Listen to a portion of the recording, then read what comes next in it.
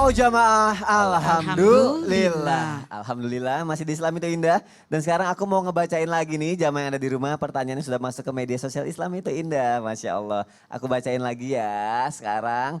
Assalamualaikum Ustadz Ustazah. Bagaimana tata cara mandi besar setelah melakukan nafkah batin dengan suami? Apakah niatnya sama dengan mandi wajib setelah haid ataukah beda? Kemudian kalau gak hafal niatnya nih boleh gak pakai bahasa Indonesia? Dan gimana tata cara yang benar? Mohon penjelasannya karena kadang saya masih bingung nih dan gak bisa baca niatnya. Jadi saya selalu pakai bahasa Indonesia aja. Baik untuk itu kita dengarkan tausiah dari guru kita Bunda Tuti. Semoga bisa menjawab semuanya. Silakan Bunda Tuti. Baik, terima kasih. Ini pertanyaannya juga luar biasa. Ketika kita melakukan nafkah batin dengan pasangan kita, jangan lupa kalau misalkan kita selesai melakukan itu harus mandi. Mandinya apa? Mandi besar, mandi janabah. Karena itu memang yang diajarkan dalam ajaran agama kita. Mengapa? Karena memang kita sedang berhadas. Dan ketika kita sedang berhadas besar termasuk janabah itu hadas yang besar. Ya, jadi haid termasuk hadas besar. Kemudian janabah itu nifas juga. Maka ketika kita melakukan nafkah daripada batin dengan suami kita, selesai itu mandilah. Bagaimana niatnya? Bagaimana tata caranya? Islam mengajarkan sangat mudah, sangat indah. Pertama niat untuk mandi. Yang kedua meratakan air ke seluruh tubuh. Tapi kalau lebih indahnya berwudu dulu. Nah atau awal berwudu, akhir juga berwudu. Kalau Bunda, maaf ya, suka berwudu dulu baru mandi, kemudian berwudu lagi. Karena ingin betul-betul bersih gitu ya. Dan bagaimana niatnya? Kalau misalkan bisa dengan lafad yang diajarkan di dalam ajaran agama kita ini, maka lafadnya juga tidak susah-susah. Bismillahirrahmanirrahim, nawaitul gusla. Aku niat mandi, lirof'il hadatsil akbar. Daripada kita berhadas, mensucikan diri dari hadas besar. Apa? Minal janabah, kalau kita habis bersetubuh dengan suami atau suami bersetubuh dengan istri. Jadi beda ketika sama habis haid niatnya? Iya, kalau dengan haid tinggal diganti minal haidhi. Gitu. Kalau habis nifas, minan nifasi gitu ya. Jadi kita niat. Bolehkah kalau tidak hafal dengan bahasa Indonesia? Boleh. Bagaimana lafadznya? Aku niat mandi wajib. Seluruh tubuhku ini dari hadas besar janabah. Gitu aja, kan simple ya. Makanya Islam itu betul-betul indah. Kalau misalkan kita mengikuti apa yang diajarkan Rasulullah SAW, semuanya indah. Dan itu adalah etika. Jangan sampai setelah berhubungan, belum sampai 1 jam, tiba-tiba datang lagi hasrat, bagaimana nih? Nah, mandi dulu atau seperti apa Habib nih, Ustadz nih?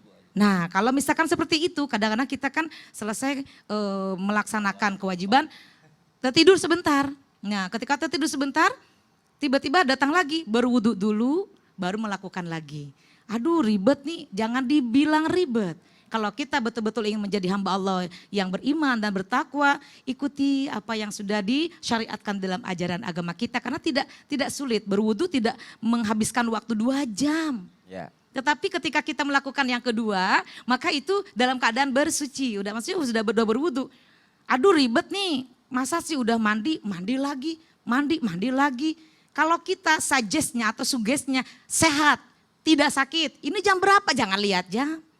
Nah ya bagusnya kalau misalkan kita ini ingin melakukan yang kedua, ya kita wudu aja. Tapi kalau sudah terpulas, besoknya itu pagi-paginya kita langsung mandi. Jangan dulu melakukan aktivitas yang lain.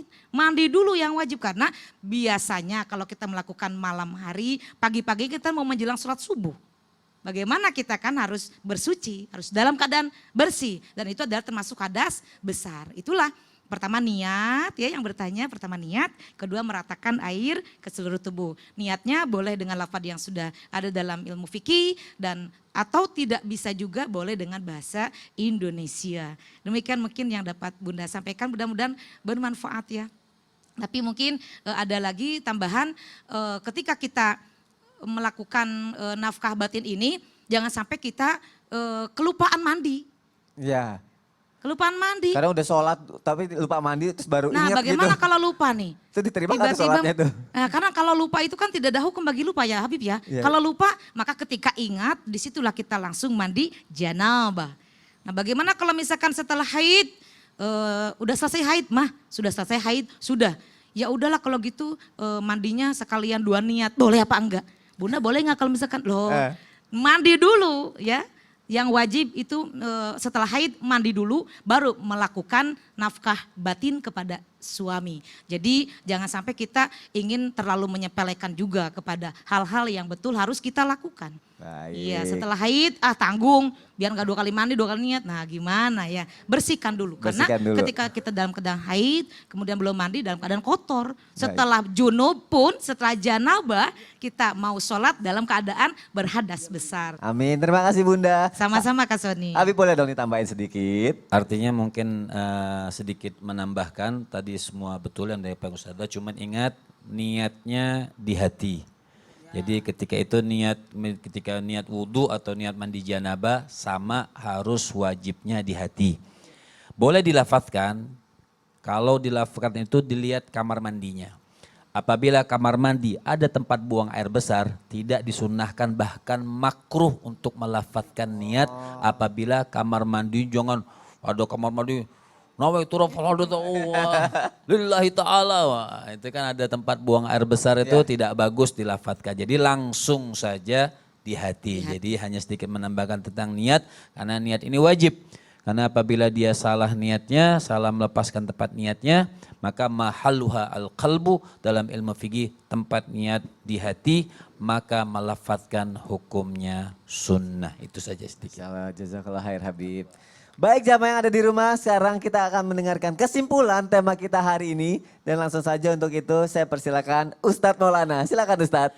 Baik, bismillahirrahmanirrahim. Tok tok tok, assalamualaikum, papa pulang. Nah, bentuk sesuatu penghargaan yang luar biasa ketika laki-laki memiliki jiwa seorang muslim yang taat dan beriman sehingga memperlakukan pasangannya kalau dia tidak menyukainya maka dia tetap memuliakannya. Maka menjadi teladan dan jiwa yang penyayang dengan cara apa? Memenuhi nafkah batinnya. Karena itu bagian daripada keteladanan dan berjiwa penyayang. Dan ingat bagian daripada tanggung jawab dan kewajiban sosok laki-laki dengan memberikan nafkah batinnya. Tapi ingat, betul tadi sesuai hukum, syariat dan lakukan secara beradab atau berakhlak. Masya Allah, jazakallah khair Ustadz Maulana.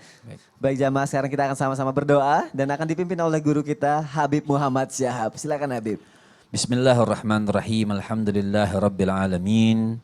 Allahumma salli wa sallim ala sayyidina Muhammadin wa ala ali sayyidina Muhammad.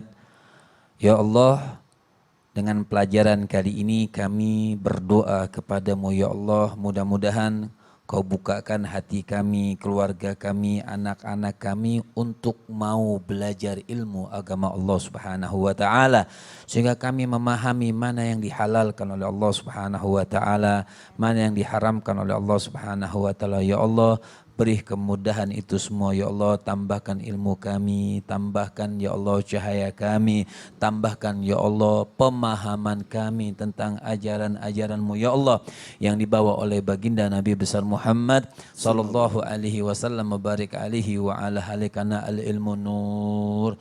Ilmu ini adalah cahayanya Allah Subhanahu wa taala. Terangi otak-otak kami, keluarga kami, hati-hati kami ya Allah dengan cahayamu, dengan cahaya ilmu-Mu ya Allah. Dan jadikan sebab ya Allah, dengan sebab kami belajar ilmu khususnya dalam acara Islam itu indah ini ya Allah, menjadikan satu sebab Kau berikan kami semua hidayah taufik-Mu. Kau jadikan satu sebab ya Allah, Amin, Kau ya berikan kami umur yang panjang dalam keadaan sehat, afiat, mengenal hukum-hukum-Mu ya Allah. Dan dihilangkan di dalam diri kami kebodohan-kebodohan yang mendekatkan kami lebih ke sifat daripada hewan, daripada sifat manusia yang Kau Amin, ciptakan. ya Ya Allah, ya Kudus, ya Salam, ya Mu'min, ya Muhaimin, ya Aziz, ya Jabbar. Ya Allah, ya Tuhan kami yang maha mulia, yang maha agung. Dengan sebab perkumpulan ini ya Allah, jadikan perkumpulan kami ini perkumpulan yang Engkau ridhai ya Allah. perkumpulan yang Engkau ridhai ya Allah, perkumpulan yang Engkau ridhai ya Allah, yang apabila yang kami sampaikan ya Allah jadi bermanfaat, bisa menyebabkan seseorang mendapatkan meninggal husnul khatimah. Amin amin ya rabbal alamin. Masya Allah. Alhamdulillah, terima kasih yang sedalam-dalamnya kepada guru-guru kita yang tercinta. Terima kasih jamaah juga sudah menyaksikan Islam itu indah. Sampai ketemu lagi besok, sehat selalu, bahagia selalu. Wassalamualaikum warahmatullahi wabarakatuh. Waalaikumsalam warahmatullahi Allah wabarakatuh.